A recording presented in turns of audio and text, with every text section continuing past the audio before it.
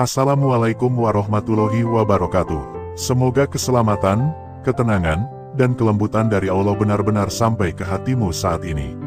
Alhamdulillah wa syukurillah, segala puji hanya milik Allah yang masih memberi kita napas, masih memberi kita kesempatan, dan masih mempertemukan kita dalam satu waktu yang mungkin terasa berat, tapi penuh makna. Jika video ini hadir di berandamu hari ini, percayalah dengan sepenuh hati, ini bukan kebetulan. Ini bukan sekadar lewat sentuhan jari atau putaran waktu yang acak. Ini adalah cara Allah menyapamu dengan sangat pelan. Cara Allah mendekat saat kamu merasa paling jauh. Cara Allah memelukmu ketika kamu merasa tidak ada satupun yang benar-benar memahami lelahmu. Mungkin hari-harimu akhir-akhir ini terasa panjang. Bangun dengan beban, tidur dengan pikiran, dan menjalani semuanya dengan senyum yang dipaksakan. Kamu tetap berjalan, tetap berfungsi, tapi di dalam hati ada bagian yang letih dan hampir menyerah.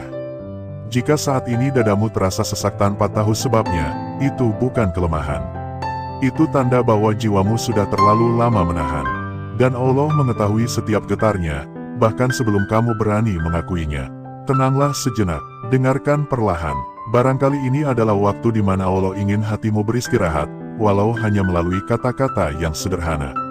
Ada masa ketika hidup terasa sunyi, walau suara ada di mana-mana. Ada waktu ketika kamu merasa begitu sendiri, bahkan di tengah keramaian.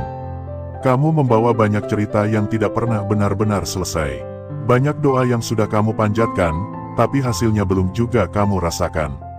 Lalu hatimu mulai bertanya, apakah Allah masih mendengar? Apakah Allah masih peduli? Atau justru kamu yang semakin jauh tanpa sadar? Kamu menyadari ada banyak salah dalam hidupmu. Ada keputusan yang kamu sesali.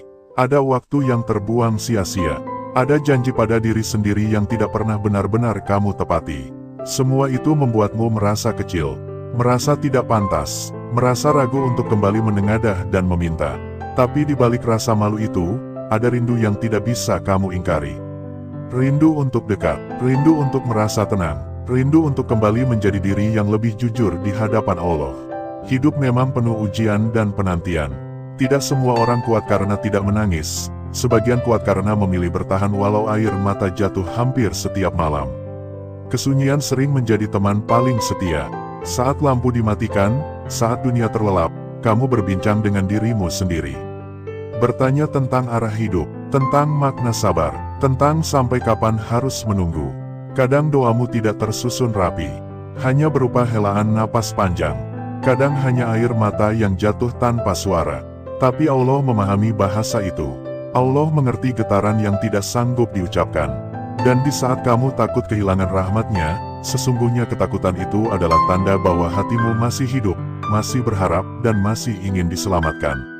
Kamu mungkin merasa lalai, merasa jauh, merasa tidak sebersih dulu, tapi hatimu tidak benar-benar pergi.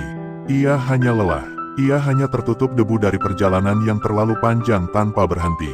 Dan Allah tidak pernah berhenti menunggumu, walau kamu sering berhenti melangkah. Ada banyak hal dalam hidup yang sering kita anggap biasa. Hal-hal kecil yang kita remehkan, padahal perlahan membentuk keadaan hati kita. Hal-hal yang membuat doa terasa berat, jiwa terasa sempit, dan hubungan dengan Allah terasa dingin. Bukan karena Allah menjauh, tapi karena hati kita yang terlalu sibuk menoleh ke arah lain. Sebentar lagi, kita akan menyentuh perkara-perkara yang sering luput dari perhatian. Perkara yang tidak selalu terlihat besar, tapi dampaknya sangat dalam. Dengarkan bukan dengan rasa takut, melainkan dengan kejujuran. Dengarkan, bukan untuk menyalahkan diri, tapi untuk memahami diri. Karena Allah tidak pernah menginginkan hambanya hancur oleh rasa bersalah. Allah hanya ingin hambanya kembali dengan hati yang lembut. Sebelum melangkah lebih jauh, izinkan aku mengajakmu melakukan satu hal sederhana. Tuliskan sholawat untuk Nabi Muhammad SAW di kolom komentar. Biarkan sholawat itu menjadi cahaya kecil yang mengalir dari hatimu.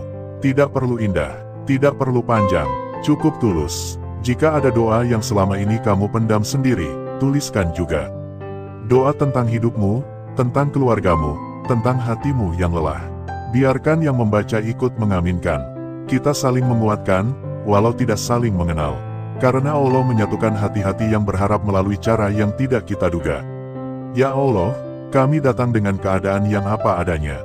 Dengan jiwa yang lelah, dengan hati yang penuh luka, dan dengan harapan yang kadang hampir padam. Jika langkah kami terlatih, mohon tuntunlah. Jika hati kami mengeras, mohon lembutkanlah. Ampuni dosa yang kami ingat dan yang kami lupakan. Terimalah kami walau kami sering ragu pada diri sendiri. Ya Allah, jika hari ini ada air mata yang jatuh, jadikan itu sebagai tanda bahwa Engkau masih bekerja di hati kami. Jika ada doa yang belum terjawab, jadikan itu bukti bahwa Engkau sedang menyiapkan waktu terbaik. Tenangkan jiwa yang gelisah, lapangkan dada yang sempit. Jangan biarkan kami merasa sendirian lagi, karena tanpamu kami tidak memiliki apa-apa. Peluklah kami dengan rahmat-Mu. Jaga hati kami agar tetap ingin kembali. Dan akhirilah setiap langkah kami dengan ridho-Mu. Amin ya Robbal Alamin. 1. Lisanmu bertauhid, tetapi hatimu belum sepenuhnya berserah. Ada banyak orang yang secara lisan sudah sangat fasih menyebut nama Allah. Kata-kata tauhid mengalir lancar dari mulut. Kalimat-kalimat pengakuan terdengar indah. Namun di dalam hati, masih ada kegelisahan yang terus bersembunyi. Masih ada ketergantungan yang diam-diam tumbuh kepada selainnya. Ini bukan tentang kemunafikan yang disengaja, tetapi tentang hati yang belum benar-benar berani meletakkan seluruh beban di hadapan Allah. Hati manusia sangat halus. Ia bisa mengucapkan keyakinan, namun tetap menyimpan ketakutan. Ketika hidup berjalan sesuai rencana, hati mudah berkata, Allah cukup. Tetapi ketika ujian datang, ketika keadaan berubah, ketika apa yang diharapkan tidak kunjung terwujud, barulah terlihat kemana hati benar-benar bersandar. Pada saat-saat itulah lisan dan hati sering tidak sejalan. Banyak di antara kita yang mengaku berserah, tetapi masih ingin memegang kendali. Kita ingin tetap merasa aman dengan rencana sendiri. Kita ingin memastikan bahwa semuanya bisa dikontrol. Ketika kontrol itu hilang, hati pun panik, gelisah, resah. Padahal berserah sejati bukan berarti berhenti berusaha, melainkan berhenti menggantungkan hasil kepada selain Allah. Hati yang belum berserah sepenuhnya sering merasa capek tanpa tahu sebabnya. Ia sudah berdoa, sudah berikhtiar, namun tetap saja merasa kosong. Karena di satu sisi ia menghadap Allah, tetapi di sisi lain ia masih menoleh ke dunia. Masih berharap pada manusia, masih takut kehilangan makhluk, masih menggantungkan ketenangan pada sesuatu yang fana. Dan ketahuilah, Allah tidak meminta kesempurnaan. Allah hanya meminta kejujuran hati. Mengakui bahwa kita lemah, mengakui bahwa selama ini kita belum sepenuhnya percaya. Dari pengakuan itulah berserah yang perlahan bisa tumbuh. Karena hati yang jujur lebih dekat kepada Allah daripada hati yang merasa sudah kuat. 2. Kamu lebih percaya pada yang terlihat daripada yang maha melihat. Hati manusia sangat mudah terpikat oleh apa yang tampak di depan mata. Sesuatu yang bisa disentuh, sesuatu yang bisa dihitung, sesuatu yang bisa dijadikan pegangan. Langsung, uang, jabatan, relasi, kekuasaan, dan pengakuan manusia seringkali terasa lebih nyata daripada janji Allah yang tidak terlihat oleh mata fisik. Saat sesuatu yang terlihat itu ada, hati merasa aman. Saat itu hilang, hati merasa hancur. Inilah tanda bahwa kepercayaan kita belum sepenuhnya tertuju kepada Allah. Bukan karena kita tidak beriman, tetapi karena iman kita masih kalah oleh rasa takut. Takut kekurangan, takut ditinggalkan, takut tidak sanggup bertahan. Padahal Allah Maha melihat, melihat setiap usaha yang tidak dihargai manusia, melihat setiap air mata yang jatuh dalam diam, melihat setiap doa yang tidak sempat diucapkan. Namun karena Allah tidak terlihat, hati sering lupa. Kita merasa sendirian, merasa tidak diperhatikan, merasa harus mengandalkan apapun yang bisa kita lihat dan pegang. Ketika kepercayaan hati terlalu berat pada yang terlihat, hidup menjadi penuh kecemasan. Karena semua yang terlihat bisa berubah, bisa hilang, bisa pergi, dan setiap kali itu terjadi, hati kembali runtuh. Kembali merasa tidak aman, kembali merasa kehilangan arah. Percaya kepada Allah bukan berarti menutup mata dari kenyataan, tetapi membuka hati lebih luas dari apa yang terlihat. Memahami bahwa yang tidak terlihat justru lebih kokoh. Bahwa pertolongan Allah sering datang dengan cara yang tidak kita duga. Bahwa apa yang hilang bisa jadi adalah cara Allah menyelamatkan hati kita dari ketergantungan yang salah. Ketika hati mulai belajar percaya kepada yang maha melihat, ketenangan tidak lagi bergantung pada keadaan. Ada atau tidak ada, cukup atau tidak cukup, hati tetap merasa dijaga. Dan dari situlah keimanan mulai terasa bukan hanya sebagai keyakinan, tetapi sebagai tempat pulang. 3. Doamu masih bercampur dengan rasa ragu. Doa adalah bisikan hati. Ia keluar dari bagian terdalam jiwa. Namun seringkali doa yang kita panjatkan tidak benar-benar lahir dari keyakinan penuh. Ada harap, tetapi juga ada ragu. Ada permohonan, tetapi juga ada ketakutan. Takut tidak dikabulkan, takut diabaikan, takut berharap terlalu tinggi. Rasa ragu ini sering muncul dari pengalaman hidup. Dari doa-doa yang terasa lama jawabannya. Dari harapan yang tidak terwujud sesuai keinginan. Dari luka yang belum sembuh. Perlahan hati mulai bertanya, apakah Allah benar-benar akan mengabulkan? Apakah doa ini akan didengar? Apakah aku pantas menerima? Ketika ragu bercampur dalam doa, hati menjadi tidak tenang. Berdoa terasa seperti mencoba, bukan menyerahkan. Seolah-olah doa hanyalah salah satu pilihan terakhir, bukan sandaran utama. Dan ketika hasilnya tidak sesuai harapan, hati pun mudah kecewa. Mudah merasa jauh, mudah putus asa. Padahal doa bukan soal cepat atau lambat. Doa adalah tentang hubungan, tentang keyakinan bahwa Allah mendengar bahkan sebelum kata itu terucap. Bahwa Allah memahami isi hati bahkan ketika kita sendiri bingung merasakannya. Ragu dalam doa seringkali bukan karena Allah tidak mampu, tetapi karena hati belum sepenuhnya percaya pada kasih sayangnya. Allah tidak pernah menolak doa hambanya. Tetapi cara Allah menjawab tidak selalu sesuai dengan keinginan kita. Ada doa yang dijawab dengan pemberian. Ada yang dijawab dengan penundaan. Ada yang dijawab dengan pengalihan. Dan ada yang dijawab dengan ketenangan agar hati mampu menerima takdir. Ketika hati mulai belajar berdoa tanpa ragu, doa tidak lagi menjadi tuntutan, melainkan pengakuan. Pengakuan bahwa kita butuh, bahwa kita lemah, bahwa tanpa Allah kita tidak punya apa-apa. Dari doa yang jujur itulah keyakinan tumbuh. Dan dari keyakinan itulah hati perlahan sembuh. Karena sesungguhnya, doa yang paling kuat bukanlah doa yang panjang dan indah, tetapi doa yang keluar dari hati yang benar-benar percaya. 4. Hatimu terluka oleh manusia, lalu berharap disembuhkan oleh manusia. Juga, banyak luka di dalam hidup ini tidak datang dari keadaan, melainkan dari manusia. Dari kata-kata yang meremehkan, dari janji yang tidak ditepati, dari kehadiran yang tiba-tiba pergi, dari perhatian yang berubah menjadi pengabaian. Luka-luka ini tidak selalu terlihat, tapi beratnya bisa membuat hati sulit bernapas. Dan tanpa sadar, ketika terluka oleh manusia, hati justru berharap kesembuhan itu datang dari manusia pula. Kamu menunggu permintaan maaf yang tak kunjung datang, menanti penjelasan yang tak pernah diberikan, berharap ada satu orang yang mengerti betapa dalam sakit yang kamu rasakan.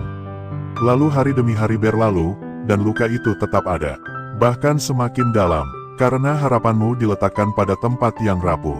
Pada hati manusia yang juga punya luka, ego, dan keterbatasan. Disinilah kelelahan batin mulai menumpuk. Kamu ingin sembuh, tapi kamu mencari obat di tempat yang salah. Kamu ingin tenang, tapi kamu menunggu orang lain untuk berubah. Padahal tidak semua orang mampu memperbaiki apa yang telah mereka rusakkan. Dan tidak semua luka diciptakan untuk disembuhkan oleh tangan manusia. Allah Maha menyembuhkan. Tetapi seringkali hati terlalu sibuk menunggu manusia, sampai lupa menghadap kepadanya. Padahal Allah melihat setiap air mata yang kamu sembunyikan, mendengar setiap keluh yang tidak berani kamu ucapkan, dan mengetahui betapa hatimu ingin dipeluk, bukan dihakimi. Ketika luka digantungkan pada manusia, hatimu akan terus menunggu, terus berharap, terus kecewa. Tapi ketika luka itu kamu bawa kepada Allah, ada ketenangan yang perlahan turun. Bukan karena masalah langsung hilang, tetapi karena hatimu tidak lagi sendirian menanggungnya. Allah tidak selalu menghapus luka, tapi Dia menguatkan hati untuk menerimanya tanpa hancur. Dan saat hatimu mulai belajar bersandar kepada Allah, kamu akan mengerti bahwa tidak semua orang harus mengerti lukamu. Tidak semua orang harus kembali. Tidak semua cerita harus selesai dengan cara yang kamu bayangkan. Ada luka yang justru menjadi jalan pulang. Jalan untuk lebih dekat. Jalan untuk lebih jujur, jalan untuk lebih berserah. 5. Kamu menjadikan sebab lebih besar daripada musabib. Manusia hidup di dunia sebab dan akibat. Bekerja untuk mendapatkan penghasilan, berusaha untuk mencapai tujuan, merencanakan agar hidup terasa aman. Semua itu wajar, namun masalah muncul ketika sebab menjadi sandaran utama, dan musabib terlupakan. Ketika usaha lebih dipercaya daripada kehendak Allah. Ketika strategi lebih ditenangkan daripada doa. Tanpa sadar, hati mulai menggantungkan hasil pada usaha semata. Jika rencana berjalan lancar, hati tenang. Jika rencana gagal, hati hancur. Seolah-olah hidup sepenuhnya berada di tangan manusia. Seolah-olah Allah hanya pelengkap, bukan penentu. Inilah kelelahan yang sangat halus, tapi sangat menguras jiwa. Ketika sebab dijadikan segalanya, hidup menjadi penuh kecemasan. Takut salah langkah, takut gagal, takut kehilangan. Karena sebab bisa runtuh kapan saja. Usaha bisa terhenti, manusia bisa berubah, keadaan bisa berbalik. Dan ketika itu terjadi, hati yang terlalu menggantungkan diri pada sebab akan jatuh bersama runtuhnya sebab itu. Allah adalah Musabib, Dialah yang menghidupkan sebab, dan Dia pula yang bisa mematikannya. Usaha tanpa Allah adalah kesombongan yang melelahkan. Tawakal tanpa usaha adalah kelalaian yang menyesatkan.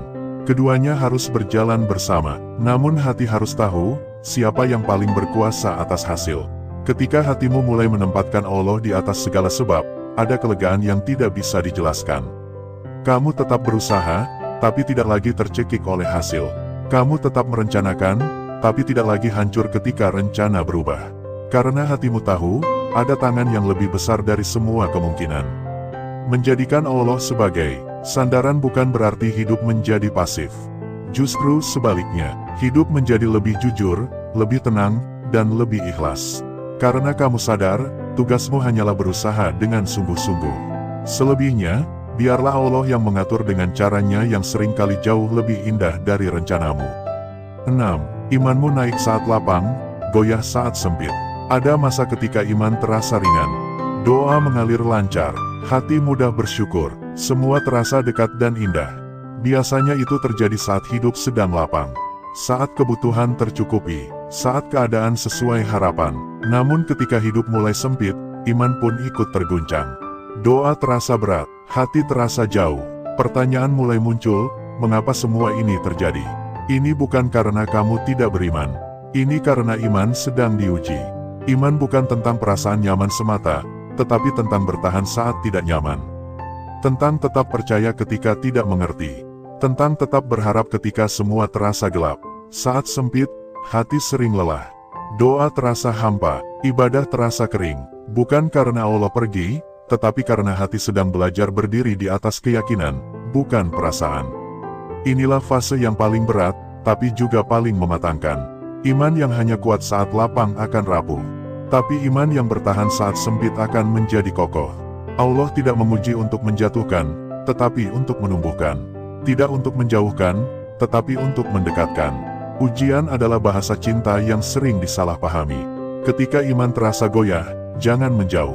Jangan menghilang. Datanglah dengan apa adanya, dengan lelahmu, dengan tangismu, dengan kebingunganmu. Allah tidak menuntutmu selalu kuat. Allah hanya ingin kamu tetap kembali, meski terlatih. Dan suatu hari nanti, ketika kamu menoleh ke belakang, kamu akan mengerti bahwa masa sempit itu bukan untuk menghancurkanmu, melainkan untuk membersihkan hatimu dari sandaran palsu, untuk mengajarkanmu bahwa ketenangan sejati tidak datang dari keadaan, tetapi dari kedekatan dengan Allah. Karena iman yang lahir dari kesempitan akan jauh lebih dalam daripada iman yang tumbuh di atas kelapangan. Kesimpulan dari seluruh pembahasan ini bukanlah untuk membuat hati merasa bersalah, apalagi merasa paling kurang. Semua yang telah dibahas adalah cermin lembut agar kita berani menatap diri sendiri dengan jujur. Bahwa seringkali masalah terbesar dalam hidup bukanlah keadaan di luar, melainkan tempat bersandarnya hati di dalam. Kita lelah bukan karena hidup terlalu berat, tetapi karena hati memikul beban di tempat yang salah. Ketika lisan sudah terbiasa menyebut nama Allah, namun hati masih menyimpan sandaran lain, disitulah kelelahan batin perlahan tumbuh. Hati yang terbelah antara langit dan dunia tidak pernah benar-benar istirahat. Ia berdoa, tetapi masih menyimpan rencana cadangan. Ia berharap, tetapi masih takut kehilangan. Ia mengaku berserah, tetapi diam-diam ingin mengendalikan. Dan dari situlah kegelisahan bermula. Percaya kepada Allah bukan perkara ucapan, melainkan keberanian untuk melepaskan. Melepaskan keinginan untuk selalu merasa aman oleh makhluk. Melepaskan kebutuhan untuk selalu dipahami manusia. Melepaskan harapan agar dunia bersikap sesuai keinginan kita. Selama hati masih menuntut dunia memberi rasa aman, selama itu pula hati akan mudah lelah. Karena dunia tidak pernah diciptakan untuk menjadi sandaran. Ketika hati lebih percaya pada yang terlihat daripada yang maha melihat, hidup berubah menjadi perlombaan tanpa garis akhir. Selalu mengejar, selalu takut tertinggal, selalu khawatir kehilangan. Yang terlihat memang terasa dekat, tapi ia rapuh. Ia bisa pergi kapan saja. Ia bisa berubah tanpa izin. Dan saat itulah hati yang terlalu menggantungkan diri akan runtuh. Bukan karena Allah tidak menolong, tetapi karena hati tidak mau melihat pertolongannya. Yang Maha Melihat tidak pernah lengah, tidak pernah tidur, tidak pernah salah perhitungan. Tapi karena dia tidak terlihat, hati sering lupa. Lupa bahwa ada penjagaan yang tidak kasat mata. Lupa bahwa ada kasih sayang yang bekerja di balik layar. Lupa bahwa tidak semua yang tampak indah adalah kebaikan, dan tidak semua yang tampak menyakitkan adalah keburukan. Doa yang masih bercampur ragu juga menjadi sumber kegelisahan yang halus. Bukan karena doa itu salah, tetapi karena hati belum sepenuhnya percaya pada cinta Allah. Kita sering berdoa sambil menimbang kemungkinan gagal. Kita berharap sambil menyiapkan kekecewaan. Kita meminta sambil merasa tidak pantas. Akhirnya doa menjadi beban, bukan ketenangan. Padahal doa sejatinya bukan transaksi. Doa adalah pengakuan. Pengakuan bahwa kita butuh, bahwa kita tidak berdaya, bahwa tanpa Allah, kita tidak memiliki pegangan. Ketika doa keluar dari hati yang jujur dan percaya, hasilnya bukan hanya jawaban, tetapi ketenangan. Bahkan sebelum keadaan berubah, hati sudah lebih dulu tenang. Luka yang datang dari manusia juga sering menyeret hati ke dalam lingkaran yang melelahkan. Kita terluka oleh kata-kata manusia, oleh sikap manusia, oleh pengkhianatan manusia, lalu kita menunggu manusia yang sama untuk menyembuhkan. Kita menunggu permintaan maaf, menunggu pengakuan, menunggu perubahan. Padahal tidak semua orang mampu bertanggung jawab atas luka yang mereka buat. Selama luka disandarkan pada manusia, hati akan terus menunggu. Menunggu tanpa kepastian, menunggu tanpa jaminan, dan setiap penantian itu menggerus ketenangan. Allah tidak pernah meminta kita untuk menafikan rasa sakit, tetapi Allah mengajak kita membawa rasa sakit itu kepadanya. Karena hanya Dia yang mampu menyembuhkan tanpa syarat, tanpa menunda, tanpa melukai kembali. Ketika sebab dijadikan lebih besar daripada musabib, hidup berubah menjadi tekanan yang tiada henti. Kita bekerja bukan lagi karena amanah, tetapi karena takut. Kita berusaha bukan lagi karena ikhtiar, tetapi karena panik. Kita merencanakan bukan lagi karena ikhlas, tetapi karena ingin memastikan semuanya sesuai kehendak kita. Dan ketika satu sebab runtuh, hati ikut runtuh bersamanya. Padahal sebab hanyalah alat, ia tidak memiliki kuasa. Allah lah yang memberi hidup pada sebab. Allah lah yang menggerakkan hasil. Ketika hati kembali menempatkan Allah di atas segala sebab, usaha tidak lagi melelahkan. Kegagalan tidak lagi menghancurkan. Keberhasilan tidak lagi menyombongkan. Semua menjadi bagian dari perjalanan pulang. Iman yang naik saat lapang dan goyah saat sempit juga bukan tanda keburukan, melainkan tanda proses. Iman memang tidak selalu terasa hangat. Ada masa ia dingin, ada masa ia berat, ada masa ia seperti hilang. Namun iman sejati bukan diukur dari rasa nyaman, melainkan dari kesetiaan untuk tetap kembali. Tetap datang walau terlatih, tetap berdoa walau terasa hampa, tetap berharap walau belum melihat hasil. Allah tidak menguji untuk menjauhkan, tetapi untuk membersihkan. Membersihkan hati dari sandaran palsu, membersihkan niat dari kepentingan dunia, membersihkan iman dari ketergantungan yang rapuh.